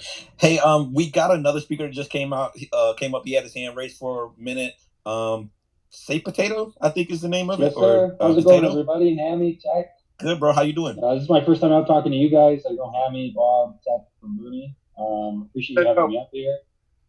Welcome. I just wanted to add, I think it was Jen that made the comment about the Revenge of the Nerds. I had thought this the very moment I got into crypto. It was kind of that this space is the unfinished episode of Revenge of the Nerds that's still getting written to this date as the technology gets understood by the masses more. And it's really good to come up here, and I find listening to you guys talk tech, I appreciate you answering everybody's questions and just spreading knowledge. Same with Hammy. His TAs are always fantastic. They're always good to listen to, and just spreading that information and the knowledge to the people who don't know it, and then it will just compound and spread to everybody else. Respect, man. Like, yeah, Hammy does some TA. Man, I haven't been able to catch his weather report yet. I definitely want to catch it. I kind of do one on my own, so it's always good to see like-minded people end up in the same space, right? Like, and it's like we don't force this; it just happens, right? And I met Hammy, I think about 2 weeks ago on a space. He came in and we ended up being in that space for hours just chatting, and that's the beauty of this space. It's like you can be here for 2 years or 5 years or even 5 days. And you could go somewhere and learn something from someone. So everybody that comes in has something different to offer. I think that's really big in this space. And I appreciate everybody who takes the time to come up. If you've never talked in a Twitter space before, this is a great place to get started. Honestly, I mean, we're kind of like open. We're open. Like, we're kind of all ears. Like, we just want to catch a vibe. I bring in different projects that I like. I told Tech I needed him to come by today because I haven't talked to Tech in a while. I mean, he lives in DC where I live at. And I want to make sure he's doing good. I'm not here to put one project in front of the other or anything like that. I want to see all these projects grow together. I think that's the most important part. We do have 2 more people requesting to come up. I'm not sure how many people can actually be on the panel at one time. So if you do get bumped down, just raise your hand again. You could come back up if you got a question. And if anybody else got something to add, you guys can go ahead and talk while I bring the next speaker up. I'm going to go ahead I'll and drop sit down. down. Yeah, let other people have the chance. Thank you for bringing me up. Appreciate you, Potato. Take care, Tech. I'm going to drop down. Appreciate all your Appreciate hard it, work, brother. man. It's incredible what you guys have come up with over the past couple weeks. Really, can't wait to see where it goes. Hey, and Tech, man, like I converted my electrical office into a mining rig, man. We gotta talk, bro. And it's in Fairfax, like right by Tyson's Corner. We got. I don't want to yeah, put it. I don't want to put it out there, but there's a big deal that's brewing with Moody in Texas. But I can't. I can't man. put Hey, man, too much out keep there. me in the loop, bro. That's why I reach out to you all the time, man. Like I'd be like, man, I hope I don't get annoying, but man, you too close. You know what I'm saying? I don't get to meet a lot of people in the crypto space, so let's bump heads, man. It's always good love around the side, man. I'm going to step down too, gentlemen. I got to get out of here for a while.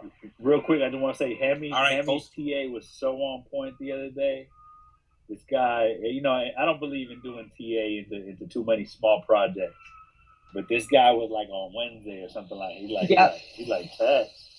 The TA every time Tech on Moody on every time, right? And I'm the same as you. I don't believe hugely on TA, especially when it's done by many. But yeah, Hammy, if you want some information and you want to follow someone who's definitely looking at the market from a full perspective, it's certainly Hammy and his crew. I highly recommend you check out the Yacht Club. Hammy, plug it. I don't know exactly what day it is. I think it's Tuesdays and Thursdays, but I could be wrong. So pump it, Hammy. Pump it. Yeah, I appreciate all y'all for saying that, man. It's humbling, but yeah, man. I went through all of the legwork. I learned all the Elliott wave theory, the harmonics, all that stuff. And found that there was a lot of ways that you can simplify it, break it all down. And I try to give people and show them, instead of telling them what to do in our space, show them how they can, just test things and look at the charts in different ways and gain an edge on their investments. And that's what I want to do. I was a alert caller for a while in my past. I stepped back away from that, but now I just kind of want to attack the space from a different angle, and that's empowering the average investor to the novice investor to the expert, and just giving them things to look at in certain situations, because the market is dynamic. What is good advice today is not good advice tomorrow. So having the ability to just look at a few simple things and gain an edge on somebody, everybody else that doesn't have this information is important. Hey, and what nights are you doing your weather reports? Tuesday and Thursday nights. It starts at 9:00. I usually go on around 9:15. All right, I'm gonna definitely try to catch the one on Tuesday and Thursday this week, man. I love to hear different forms of TA. I love just like I know some people that don't like TA. I don't really like TA when it comes to BSC.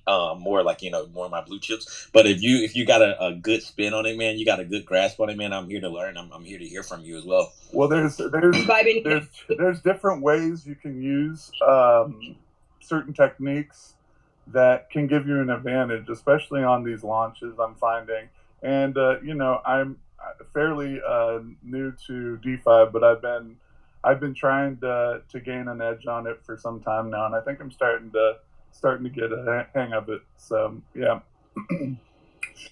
We'll be by the team for sure. We did have a new speaker come up. Something wrote by.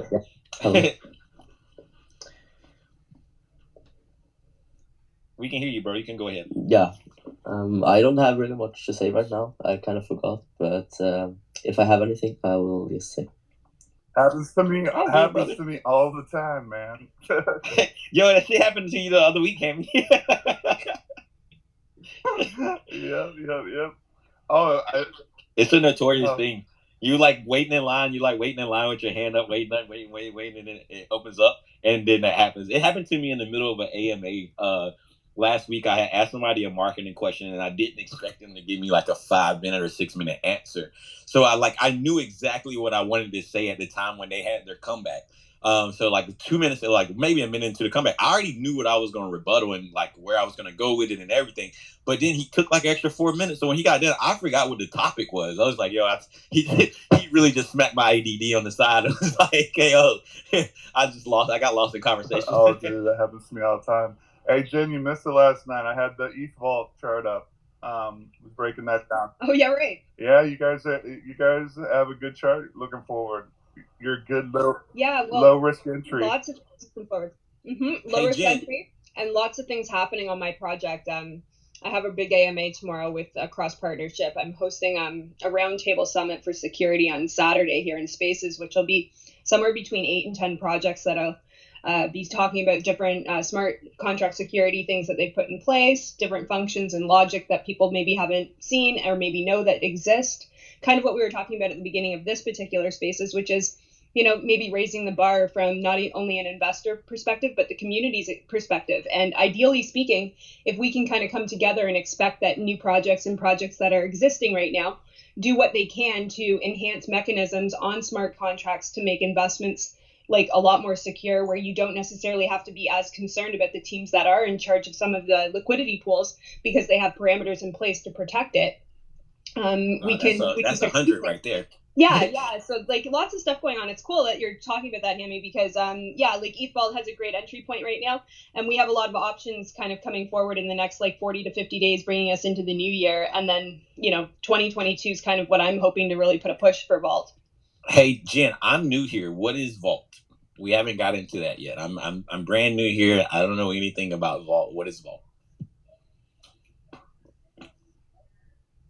My mic, sorry. There it is. So what is Vault? Vault is a really unique project that we put together because it is 3 tokens. So ideally speaking, when you invest in Vault tokens, you're going to be opening up doors to kind of a flexible commodity solution. It's able to allow all of our investors to kind of create a much more mature digital asset investment portfolio because it gives you access to centralized market dividends via our tokens. So our tokens kind of work in 3 ways, whether that's utilizing the properties of double compounding or hyperdeflation or combined in both.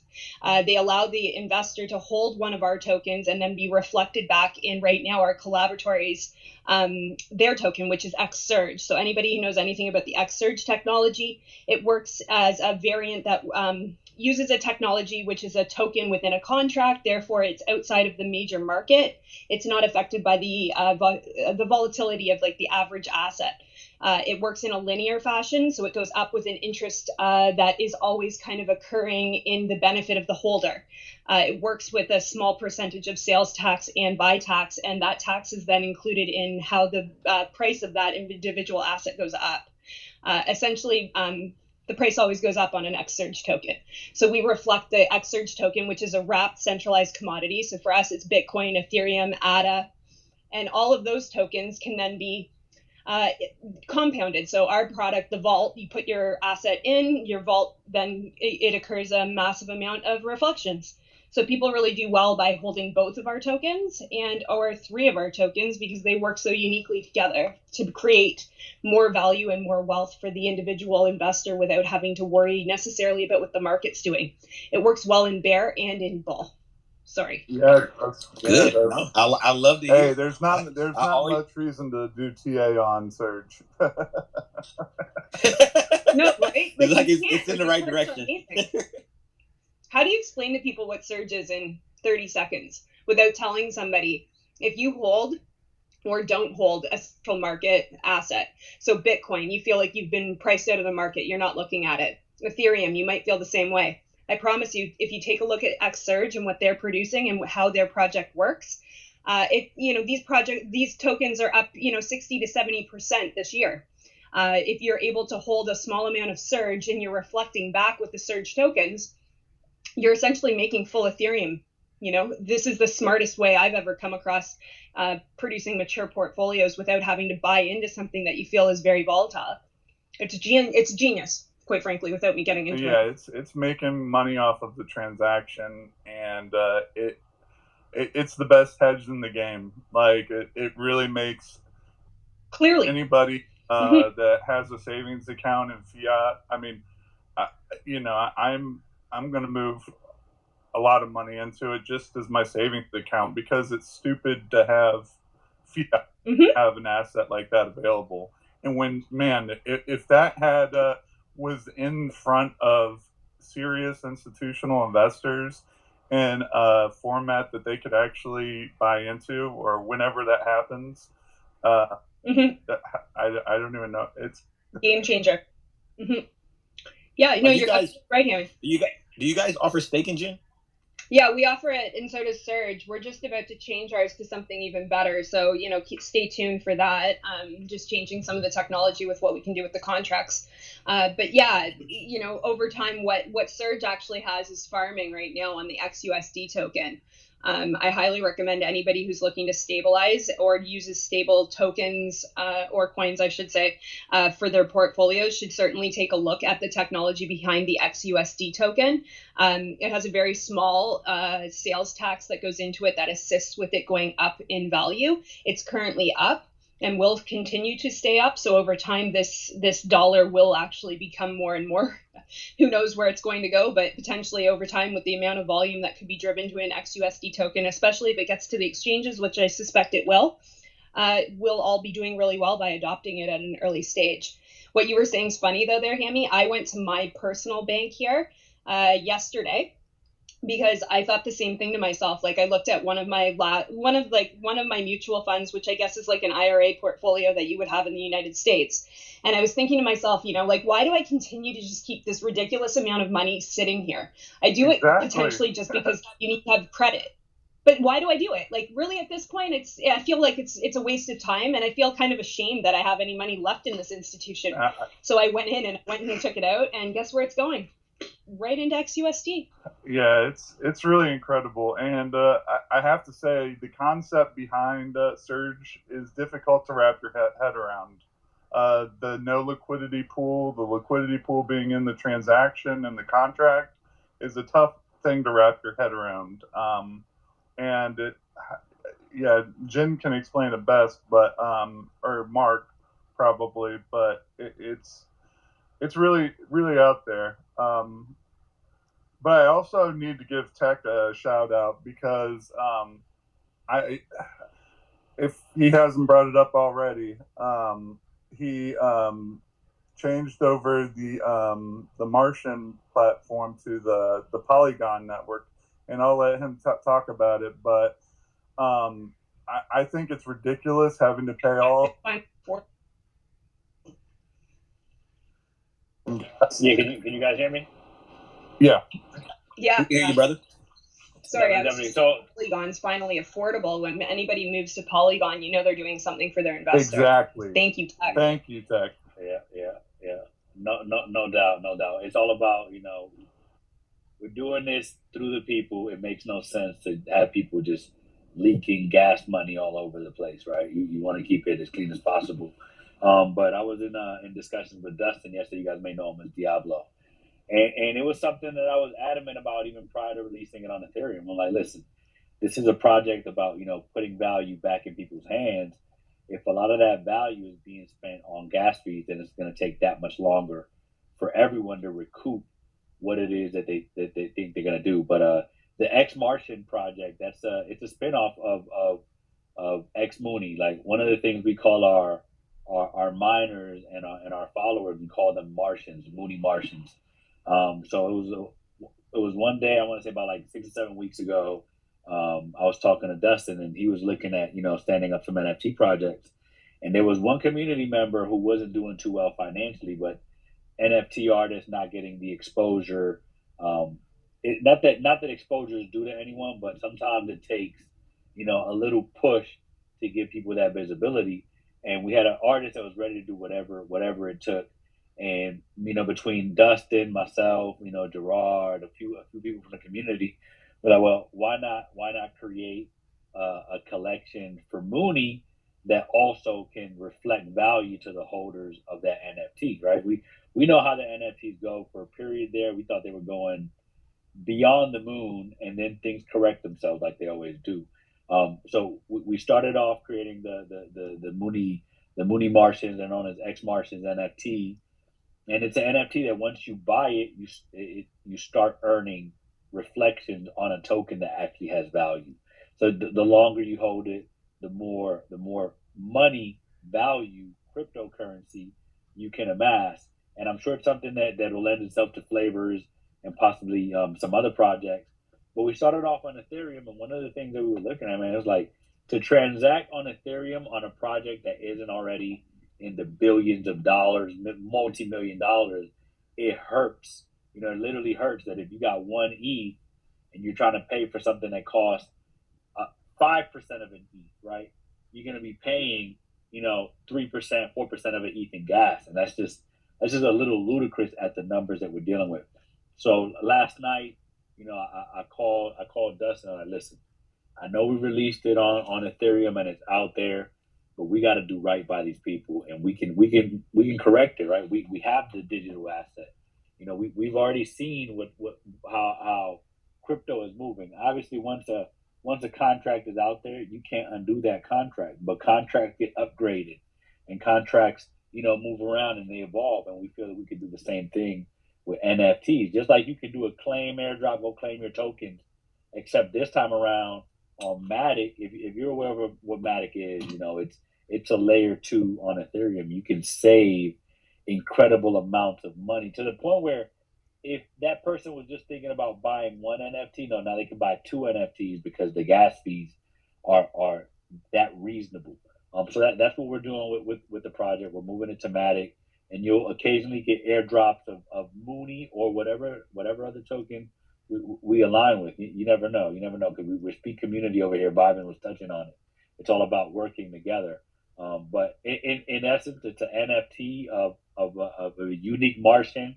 It's 10,000 of them. They come in 4 levels. And the 4 levels are Galaxy, Nebula, Supernova, and Hyper Rare. And the higher the level of it, the more exclusive the traits on that Martian are. And then you also get a bigger holding of the reflections being airdropped to you. So once you get those reflections airdropped to you, those reflections are now legit tokens in your wallet. They'll accrue reflections, and then by simply holding the NFT, you'll be accruing reflections in a bigger wallet that will eventually get airdropped to you. So it's one of those things where we're trying to, proliferate value, and being that Moody is a finite 21 billion token with reflections, it's a good way to have that passive token income. I'm not going to call it just straight up income, because income is once you realize that you convert it to USDT and bring it to your bank. But something that is always, there's volume, there's always growth to it, is a good thing to have in your NFT portfolio. No, that's for sure, man. And honestly, I think that I don't know if how many people here know, but I know probably you do, Jen knew. Jen knows and Hammy does. Is the first time you use that Polygon bridge to cross over and not use that Ethereum gas, or not get that Ethereum gas, it's like life changing. It's like, man, I gotta pay for this bridge. I'm gonna leave this money right here. This is gonna stay here. I'm gonna access this bridge as much as I want to. When I'm done, I'm gonna tear this bitch down. Like, and that's how it works. Like, and is like for a lot of people, they might not be able to break it down like that. But like for somebody, like when I take things literal, right? So when people are teaching me things and I'm learning new things and learning new tricks about crypto, I'm like, all right, I gotta find another way to say it. And that's the way I thought about it. Because at first they're like, oh, you're gonna have to put up some money, and then after you put your money there, you can use this bridge as much as you want. And I'm like, well, what's the advantage? And then you do one transaction and look at the fees, and then you'll be like, no, I'm gonna leave that bridge intact. Like, it's almost like Tech said, instead of buying one NFT, you'll buy 2. Because it's like, buy one, give one free. Why not? I'm using exactly. But I mean, this kind of speaks to what we covered earlier in the sustainability, and is the CEO of the project doing the best for his investors? And it's things like this, like it's a risk, bridging over to Polygon that they're taking, but it's a calculated risk, I see. And it's a risk that is in the favor of the company or the project and the investors. So it's a win-win scenario for both sides, and I applaud them for doing it. And I just I hope it catches on and more people start to follow in X Mooney's footsteps on this, because when you're giving so much of the value away, it's not sustainable. You know, ETH paying those gas fees and everything, that's not a sustainable market right now. That's for sure, bro. So guys, we've been on now hour and 57 minutes. As you guys know, we open up this space at 12. We like to wrap it up at 2 o'clock. I appreciate everybody's time, always coming in, taking some time. Tech, I really do appreciate you coming through. Jen, Hammy, Mr. Dior, Bob, X Mooney, Potato. If you jumped up here, Scott, obviously you're with me all the time. If you jumped up here for a second, talk. If you guys threw a 100 in the crowd, a fist pump, anything that you like to hear, or anything that you like and you engage with it, we appreciate that, man. And we do this for free. Nobody pays us to come up here and talk to you guys. We do this out of just taking time out of our day. Just to try to educate. We're doing our part. So if you see us in 2 years, 3 years, and we're all in Bentleys and shit, like, we earned it. We educated you guys along the way. Try to give you Beamer Bentley money as well. But nah, that's a joke. On the backside though, the education behind it is what we're trying to do. We're always here on Wednesdays and Fridays at 12 o'clock. And Hammy said his space is on Tuesdays and Thursdays. Tech, I don't know if you have a space. Jen, I'm not sure if you have a space. If you guys have do, my girls in blockchain tell every us. Tuesday. Oh, you do. My girlfriend actually attends your blockchain things. Yeah, she does. It's so cool. So that's really cool. I want to see more girls in blockchain. I'm definitely going to do my part in bringing in some marketing. But Tech, give us a rundown on when you do your spaces. Hammy, take some time and tell us again the Tuesdays and Thursdays. And like I said before, I jump out of here, I definitely want to appreciate you guys. So on Mondays, we hold the Moody Mondays. We do giveaways. The last few weeks, we've given out close to $15,000. That's marketing paid for tokens. Damn, bro, no invite. Come Moody on, Mondays, man. Moody Mondays at 9 o'clock, 9 p.m. Eastern. We go for like an hour and a half. We educate on Mooney. We give people platform, even NFT artists, people who want to share their craft. We give them a platform, because that's what it's about. Not everybody has that ability, but we always have an open door if you're a person of putting in that work and building community. And on top of that, we give away free tokens. Like, I think 40% of the audience won tokens this past week. And this isn't like a new thing. We're always spreading the love. We're always educating. And we're not only educating on Mooney, we talk about, crypto in general, which is a value. And we also, give our people exposure. So Jen, you got to come over one of these days and spread the word on the platform. BigONE, just like you guys did us a favor today, come through and spread the word. I've spoken to Andy a few times, and maybe one day we make that investment and jump into the centralized world. But we'll see what it is. Moody Mondays, 9 p.m. Eastern. Be there, and we'll see what good comes out of this. Yeah, man, we can always collaborate. Tech, the funny thing is me and Andy, and Scott, we all have different opinions on sex and Dex, right? Like, I'm a Dex guy and there's sex guys, but it's all good. Like, it's still room for all of us, because guess what? It's still crypto at the end of the day, right? So Jen, tell us about the Crypto Babes on Tuesdays that you guys do. Simply similar space to this, so open, casual space. We talk we talk market, we talk about what's happening in our lives. I try and bring as many women from the community that represent many different aspects of what they do in their day-to-day. So whether that's security based, crypto based, blockchain and development based. We talk a little bit about our projects sometimes, but it's really not a shill session. It's more of just a place to get like minds together, comfortable place where other women feel comfortable to talk, ask questions, learn.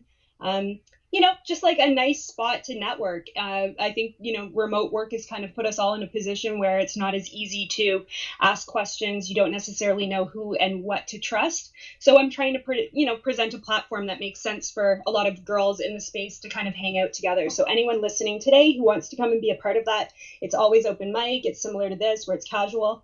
And just come hang out with us Tuesdays lunchtime. So 12 o'clock Eastern Standard Time. We're here. Spaces.